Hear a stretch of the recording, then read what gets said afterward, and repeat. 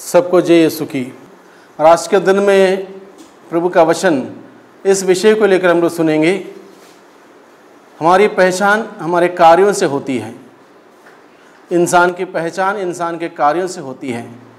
हम लोग पढ़ते हैं मत्ती का सुसमाचार अध्याय 12 पद संख्या 33 से आगे, जहाँ स्वयं प्रभु यीशु मसीह बताता है, या तो पेड़ को अच्छा मानो और उसके फल को भी, या पेड़ को बुरा मानो और उसके फल को भी। पेड़ तो अपने फल से पहचाना जाता है। सांप के बच्चों, तुम बुरे होकर भी अच्छी बातें कैसे कर सकते हो? जो हृदय में भरा है वही तो मुंह से बाहर आता है। अच्छा मनुष्य अपने अच्छे भंडार से अच्छी चीज़ें निकालता है और बुरा मनुष्य अपने बुरे भंडार से बुरी चीज़ें। मैं तुम लोगों से कहता हूँ, न्याय के दिन मनुष्यों को अपनी हर निकम्मी बात का लेखा देना पड़ेगा, क्योंकि तुम अपनी ही बातों से निर्दोष या दोषी ठहराए जाओगे। प्रभु की बात बहुत ही स्पष्ट है। प्रभु कहता है, या तो पेड़ को अच्छा मानो या उसके फल को। यानी कि बुरा पेड़ अच्छा फल नहीं दे सकता है, ना ही अच्छा पेड़ बुरा फल दे सकता है। ये बात हम बहुत सुंदर तरीके से समझ जाते हैं। मान लो आपके पास आम का पेड़ है या आम का पेड़ों का बगीचा है, और आपको पता है आम तोड़ के लाने के बाद कौन सा आम कौन सा पेड़ का आपको पता है, क्योंकि आपका बगीचा है और उस बगीचे में कौन से पेड़ का आम कितना मीठा है, कौन सा शेप में कैसा है, आप जानकारी रखते हो। और आम के उस फल को देखकर आप पहचान जाते हो ये इस पेड़ का फल है। उसी प्रकार से प्रभु यीशु मसीह कहता है, पेड़ अपने फल से पहचाना जाता है। इसी प्रकार से प्रभु कहता है, अच्छा मनुष्य अपने दिल के भंडार से अच्छी चीज़ें निकालता है और बुरा मनुष्य अपने दिल के बुरे भंडार से बुरी चीज़ें निकालता है। और उसी वजह से इंसान अपनी पहचान छोड़ देता है। अच्छा व्यवहार करेगा, अच्छी बातें करेगा, अच्छे सोच विचार रहेगा, तब जाके इंसान अपनी पहचान बताता है किस प्रकार के इंसान है। अगर उसकी बातचीत अच्छी नहीं है, व्यवहार अच्छा नहीं है, उसके सोच अच्छा नहीं है, उसके कार्य अच्छा नहीं है, वो अपनी पहचान बता देता, मैं इस प्रकार का व्यक्ति हूँ। यानी कि इंसान अपने कार्यों के द्वारा अपनी पहचान दूसरों के सामने रख देता है। और वही बात प्रभु यीशु मसीह हम सबों से क्या कहता है, अच्छा मनुष्य अपने दिल के भंडार से अच्छी चीज़ें निकालता है और बुरा मनुष्य दिल के बुरे भंडार से बुरी चीज़ें निकालता है। और आगे बात बताई गई है, मैं तुम लोगों से कहता हूँ, प्रभु कहता है, न्याय के दिन मनुष्यों को अपनी हर निकम्मी बात का लेखा जोखा देना पड़ेगा। यानी कि बहुत बार इंसान सोचता नहीं है, जो मन में आया बोल दिया, जो कुछ भी मुंह में आया बोल दिया। इस प्रकार से इंसान सोचता है किसको क्या पता है, किसको क्या फर्क पड़ता है। प्रभु कहता है, मनुष्य को हर निकम्मी बात का भी लेखा जोखा देना पड़ेगा। यानी कि ऐसा कुछ भी नहीं है जिसका हिसाब किताब नहीं होगा। सभी चीज़ों का हिसाब किताब होगा। जो कुछ हम सोचते हैं, जो कुछ बोलते हैं, जैसा हम व्यवहार करते हैं, जैसा रहते हैं, जैसा जीते हैं, हर चीज का हिसाब किताब होगा।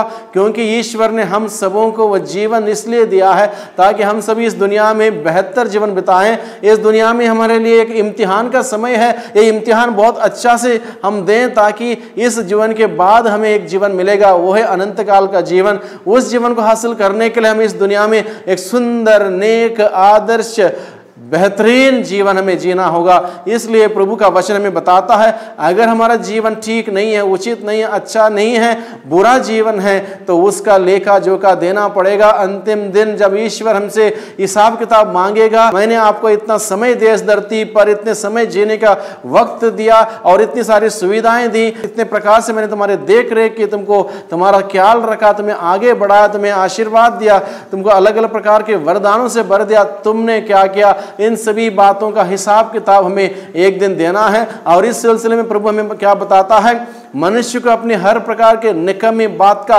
लेखा जोखा देना पड़ेगा। मनुष्य अगर कोई गलत बात भी करता है, गलत बात बोलता है, किसी को जीभ से, जिसमें स्तुति आराधना हम करते हैं, उसे अभिशाप देता है, हर चीज का मनुष्य को हिसाब किताब देना पड़ेगा उस ईश्वर के सामने।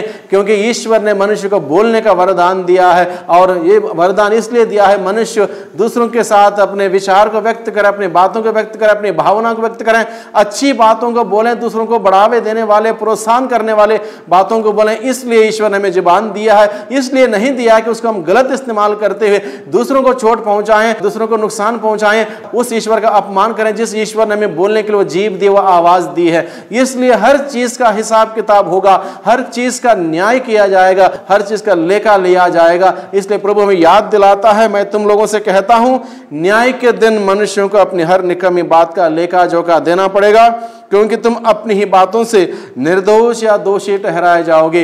यानी कि हमारे बातों के वजह से, कार्यों की वजह से जिस प्रकार का जीवन बिताया है उसके अनुसार हम लोग दोषी या निर्दोष ठहराए जाएंगे। और कोई व्यक्ति हमें दोषी या निर्दोष नहीं ठहराएगा, ना ईश्वर हमें दोषी ठहराएगा, बल्कि हमारे कर्म हमें दोषी ठहराएंगे या हमारे कर्म हमें निर्दोष ठहराएंगे। जिस प्रकार का जीवन हम व्यतीत करते हैं वो हमें दोषी या निर्दोष साबित करेंगे।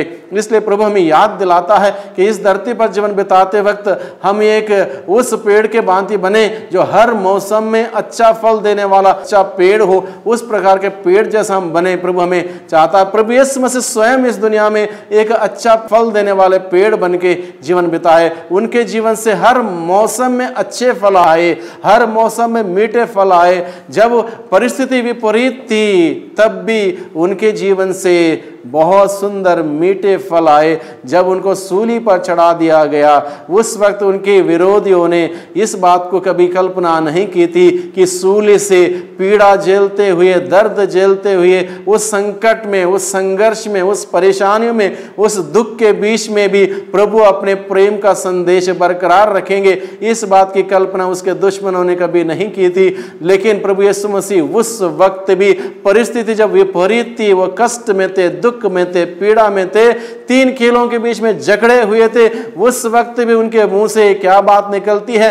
हे पिता, इन्हें क्षमा कर, क्योंकि ये नहीं जानते हैं कि ये क्या कर रहे हैं। यानी कि हम समझ सकते हैं हर मौसम में अच्छा फल देने वाला पेड़ के भांति प्रभु यीशु मसीह अपने दिल के भंडार से अच्छी चीजें निकालता है, क्योंकि प्रभु ने कहा अच्छा मनुष्य अपने दिल के भंडार से हमेशा अच्छी चीजें ही निकालेगा, क्योंकि उसका भंडार अच्छी बातों से भरा हुआ है। उनका मन का भंडार अच्छी बात विचारों से भरा हुआ है, दिल का भंडार अच्छी बातों से भरा हुआ है। इसलिए जो कुछ भी अंदर भरा है वही तो मुंह से बाहर आता है, प्रभु यीशु कहता है। इसलिए प्रभु यीशु मसीह स्वयं अपने जीवन के द्वारा हमें उदाहरण देता है, हमें सिखाता है। अच्छा मनुष्य अपने दिल के भंडार से अच्छी चीजें निकालता है और बुरा मनुष्य अपने दिल के भंडार से बुरी चीजें निकालता है। इसलिए आज के दिन में हमें इस बात पर विचार करने की जरूरत है, भाइयों बहनों, हमारा भंडार कैसा है, हमारा दिल का भंडार कैसा है, इस दिल के भंडार में क्या क्या चीजें भरी हुई हैं, हमारा मन का भंडार कैसा है, इस मन के भंडार में क्या क्या चीजें भरी हुई हैं।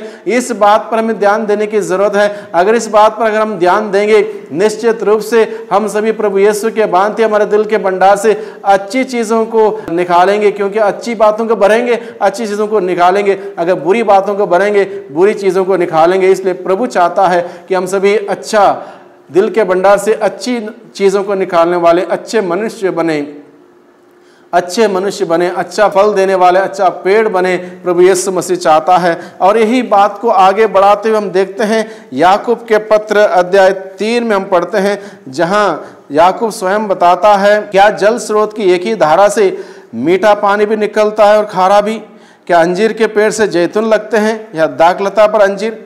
खारे जल स्रोत से भी मीठा पानी नहीं निकलता। यानी कि दो चीजें एक साथ नहीं हो सकता है। दो चीजें क्या है? क्या बताता है? एक ही मुख से स्तुति भी निकलती है और अभिशाप भी। मेरे भाइयों, यह उचित नहीं है। यानी कि एक ही मुंह से ईश्वर की स्तुति भी होती है और दूसरों के लिए अभिशाप भी। यह उचित नहीं है। संत याकूब हमें बताता है, यानी कि अगर हमारा जीवन अच्छा होना चाहिए तो हमारे अंदर अच्छे विचार हो, हमारी भावनाएं अच्छी हो, तब जाके अच्छे भंडार से हम अच्छी चीजें निकालेंगे, तब जाके दूसरों के लिए लाभदायक होगा। अगर हम लोग दोनों चीजें मिलावट रखेंगे, हमारे मन में भी अच्छी बुरी दोनों मिलावट है, दिल में भी मिलावट है, जब बाहर आएगा वक्त को देखते हुए, अच्छा वक्त है अच्छी बातें आएंगी, बुरा वक्त है बुरी बातें आएंगी, कुल मिला के उन सभी बातों के द्वारा हम अपनी पहचान दूसरों के सामने छोड़ देंगे। देखो भैया, हम इस प्रकार के व्यक्ति हैं, हम पर भरोसा मत करो, हम कभी भी गलत बोल सकते हैं, गलत व्यवहार कर सकते हैं, गलत सोच रख सकते हैं, गलत कार्य कर सकते हैं। इस बात से हम दूसरों के सामने अपने परिचय दे सकते हैं। इसलिए प्रभु हमें सिखाता अपने वचन के द्वारा, एक ही मुंह से स्तुति भी निकलती है और अभिशाप भी। मेरे भाइयों, यह उचित नहीं है। जिस जुबान से हम ईश्वर की स्तुति करते हैं उससे अभिशाप नहीं, आशीर्वाद दें। प्रभु चाहता है हम दूसरों के लिए आशीर्वाद दें, आशीर्वाद देने वाले हम सभी बने। इसलिए प्रभु का वचन हमें निमंत्रित करता है कि हम सभी इस प्रकार से अच्छा फल देने वाले अच्छा पेड़ बने। याकूब का पत्र अध्याय 3:5 से आगे अगर हम पढ़ेंगे, यहाँ पर लिखा है, इसी प्रकार जीव शरीर का एक छोटा सा अंग है, किंतु वह शक्तिशाली होने का दावा कर सकती है। देखिए छोटी सी चिंगारी कितने विशाल वन में आग लगा सकती है। जीव भी एक आग है जो हमारे अंगों के बीच हर प्रकार की बुराई का स्रोत है। वह हमारा समस्त शरीर दूषित करती है और नरक अग्नि से प्रज्वलित होकर हमारे पूरे जीवन में आग लगा देती है। इस हर प्रकार के पशु पक्षी, रेंगने वाले और जलचर जीव जंतु सबके सब मानव जाति द्वारा वश में किए जा सकते हैं या वश में किया जा चुके हैं, किंतु कोई मनुष्य अपने जीव को वश में नहीं कर सकता। वह एक ऐसी बुराई है जो कभी शांत नहीं रहती और प्राणघातक विष से भरी हुई है।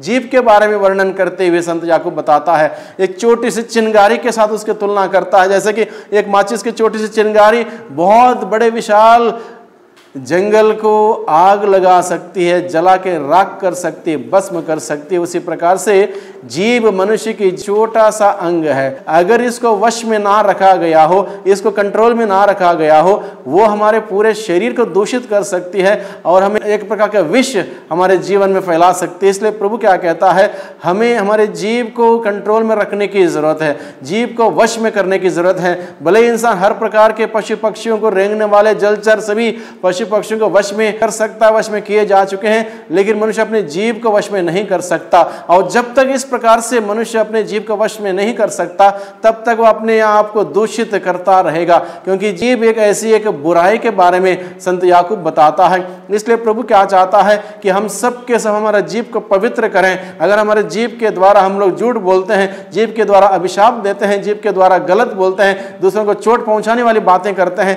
उस जीव को पवित्र करने के लिए हम प्रभु से प्रार्थना करें, प्रभु मेरी जीव को आपके पवित्र शक्तिशाली सामर्थ्यवान लहू से धोकर शुद्ध कीजिए, ताकि मेरी जीव से कोई भी गलत बात ना निकले, कोई झूठ ना निकले, कोई अपशब्द ना निकले, किसी को चोट पहुंचाने वाली बात ना निकले, बल्कि मेरे जीव से आशीर्वाद निकले, आपकी तारीफ निकले, आपकी स्तुति निकले, आपकी महिमा निकले। इस प्रकार से हम प्रभु से प्रार्थना करेंगे। प्रभु निश्चित रूप से हमारे इस जीव को शुद्ध करेगा, पवित्र करेगा और हमारे मुंह से निकलने वाले शब्द अच्छे होंगे, लाभदायक होंगे। इसलिए हम प्रभु से प्रार्थना करें। प्रभु हम सबों से आज के दिन में निमंत्रित करता है कि हम सभी एक अच्छा मनुष्य बने। उसके लिए हमारे दिल का भंडार अच्छा हो, अच्छी चीज़ों से भरा हुआ हो, मन का भंडार अच्छे विचारों से भरा हुआ हो। ऐसा करने से हम सभी अपनी पहचान दूसरों के सामने रख सकते हैं कि हम सभी पिता परमेश्वर के संतान हैं। पिता परमेश्वर के संतान उसके अनुसार जीवन बिताती, यानी कि वो प्रेम, वो न्याय, वो क्षमा, वो शांति, वो आनंद, वो खुशियाँ बांटती है, नफरत, ईर्ष्या, जलन नहीं रखती। इसलिए प्रभु का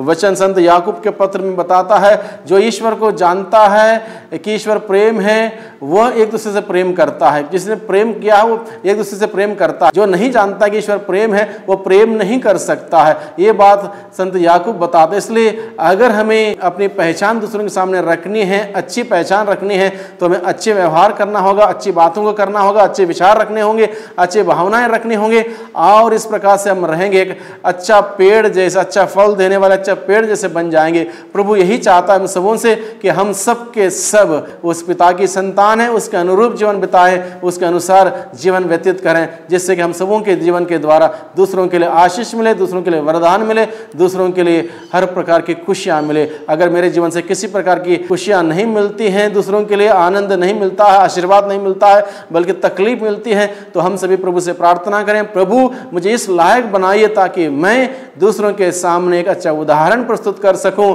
मेरे इस जीव के द्वारा, मेरे सोच के द्वारा, मेरे विचारों के द्वारा, मेरे कार्यों के द्वारा, मेरे रहन सहन के द्वारा मैं आपकी महिमा करने वाला व्यक्ति बन सकूं। इसलिए मुझे वो शक्ति सामर्थ्य प्रदान कीजिए, जिससे कि मैं एक अच्छा मनुष्य बनकर आपकी निरंतर स्तुति, आराधना, महिमा कर सकूं। प्रभु का वचन हम सबों से कहता है, यदि कोई अपने को धार्मिक मानता है किंतु अपनी जीभ पर नियंत्रण नहीं रखता, तो अपने को धोखा देता है और उसका धर्म का आचरण व्यर्थ है।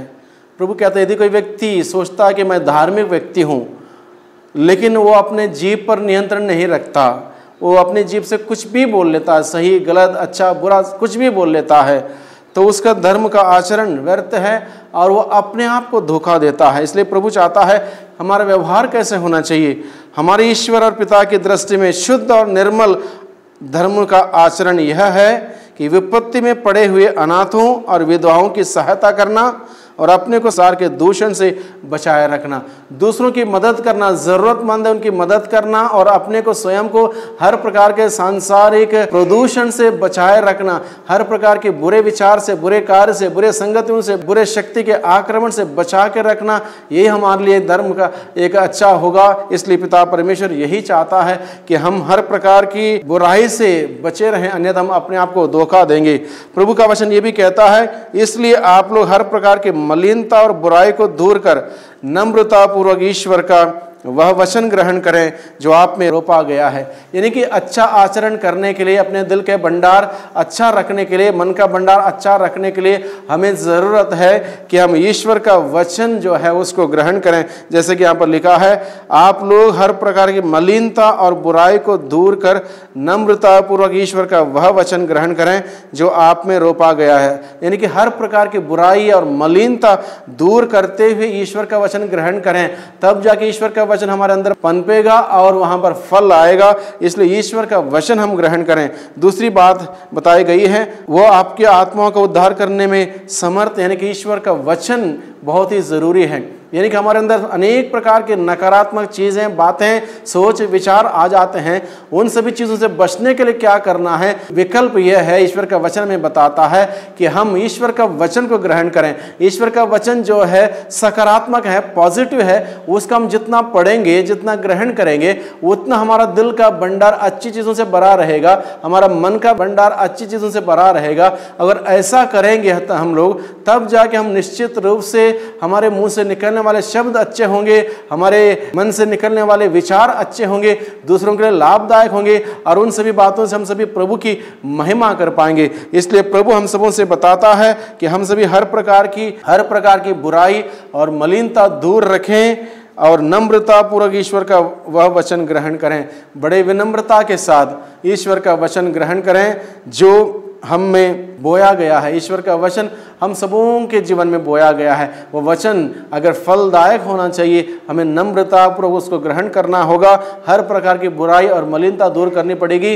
जिस प्रकार से कोई भी बीज कोई ज़मीन में यूं ही नहीं बोते हैं, उसके पहले भूमि को तैयार किया जाता है, वहाँ के कंकड़ पत्थर को निकाला जाता है, उसमें खाद डाला जाता है, उस प्रकार से उस मिट्टी को तैयार किया जाता है। उस वक्त जब अगर उस मिट्टी में बीज बोया जाए, वो फलता है और फल लाता है। इसलिए प्रभु क्या चाहता है, हम सबों के जीवन में भी वैसा ही होना चाहिए, नहीं कि हर प्रकार की बुराई मलिनता दूर करते हुए विनम्रता के साथ ईश्वर का वह वचन ग्रहण करें जो हमें रोपा गया है और आपकी आत्मा का उद्धार करने में वो वचन समर्थ है। आप लोग अपने को धोखा नहीं, वचन का श्रोता ही नहीं बल्कि उसके पालनकर्ता भी बने। इस प्रकार से प्रभु का वचन में बताता है, केवल हम शब्दों में ही सीमित ना रहें, बल्कि हमारा जीवन उसके अनुसार हो है या नहीं है, इस बात पर हम लोग विचार करें। इसलिए प्रभु का वचन हम सबों को निमंत्रित करता है, एक व्यक्ति को अच्छा बनना है, अच्छे फल देने वाले अच्छे पेड़ जैसे बनना है, अच्छे भंडार से निकालने वाले अच्छी मनुष्य जैसा बनना है, तो हम सबों को अपने भंडार शुद्ध करना होगा, पवित्र करना होगा।